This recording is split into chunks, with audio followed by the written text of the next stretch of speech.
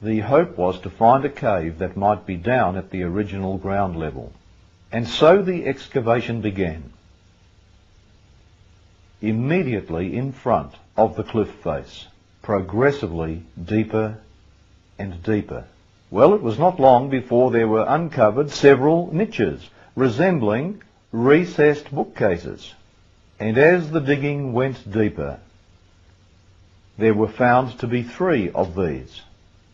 As the digging continued down, there was exposed, about 14 feet below the niches, a bedrock. This was a ledge extended 8 feet, about 2.5 metres out from the cliff face. And as the overlay of earth was cleared away, there appeared set into the rock a square shape. It appeared to be a plug, a stone plug. On close examination, there were found to be 2 finger niches with which to pull it up. And under that plug was found to be a post hole going down over 1/2 metre, actually 23.5 inches deep into the rock. A square hole with a plug sealing it over. We have this plug in our possession. There were several objects in the chamber. These were covered over with black, dry rotted animal skins. Over these were dry rotted wooden timbers, and on top of the timbers were stones. And Ron came along over the stones between them and the ceiling. He glimpsed a black stone case.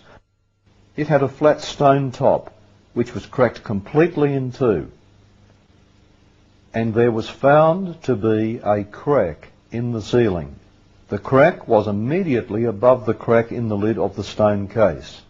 The crack came down through the rock, leapt as it were through the air, then started again. Very, very odd. The crack extended through 20 feet, 6 metres of solid rock. The earth shook violently. At the moment of Jesus' death, the rock was torn open, and the blood came down out of his side, down past his legs, down over his feet. It poured into the cross hole and down through the crack in the rock that had been opened to receive it, then straight onto the lid of the stone case, and it sprinkled onto the mercy seat inside that stone case, the mercy seat of the actual Ark of the Covenant. And how do we know that? Because the crack has been closely examined, and it shows copious amounts of blood having flowed down into it. It's still there, and it's human blood. My question is that you said that you had the blood of our Lord examined by the Israelis. That's correct. What was their determination of that? Real quickly, okay. Dried blood is dead blood. Everybody knows that, all right? They can test the blood of the pharaohs, the mummies of the pharaohs, all right? There's certain things they can do. They cannot get a chromosome count by any method I'm familiar with, all right? Things keep changing. I don't profess to know everything. However, there's no way I know that you can get a chromosome count out of dead blood. You can get a DNA and some other things, but not a chromosome count, all right? That's done by living white blood cells. Now then, first of all, in this analysis, I took the blood into a laboratory in Israel. I asked one of the people I work with in antiquities, where is a good laboratory that does reliable work?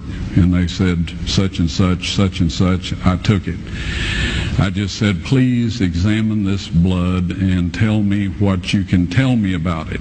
All right? They said, well, look, we're going to reconstitute it. We're going to put it in normal saline and keep it at body temperature for 72 hours with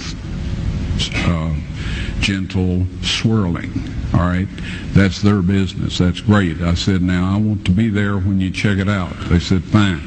So I was back. They checked it out. I said, now, they said it's human blood. We can tell that.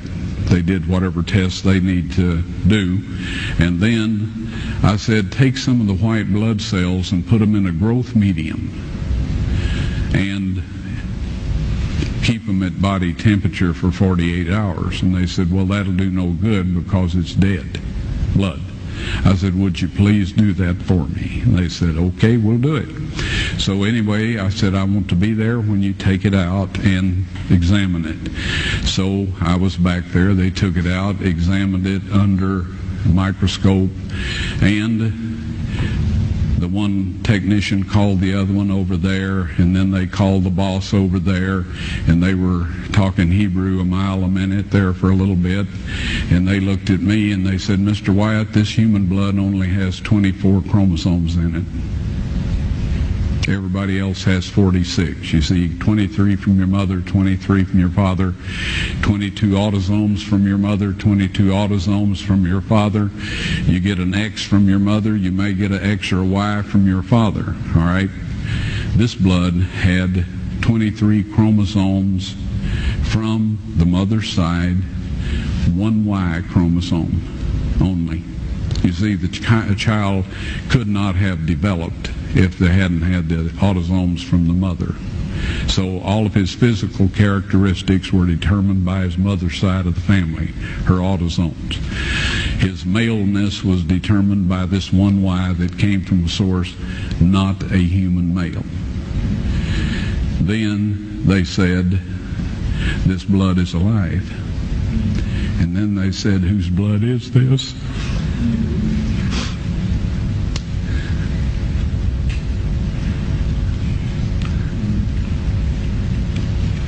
I said, it's the blood of your Messiah.